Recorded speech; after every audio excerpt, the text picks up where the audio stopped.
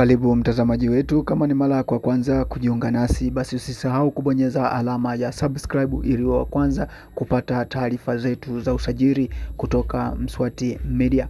Tunakuangazia taarifa kunako wekundu wa Msimbazi Simba ambao wako mbioni kukamilisha dili la winga mshambuliaji Alan Okello anayekipiga kunako klabu ya Vipers United ya nchini Uganda.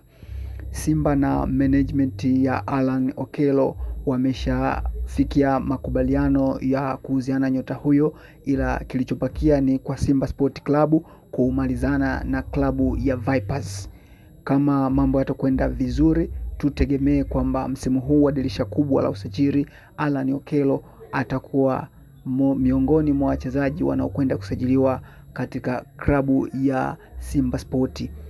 Basi Simba wanafikiria kama watakamilisha uwezekano wa kumpata mchezaji huyo, basi kuna nyota kadhaa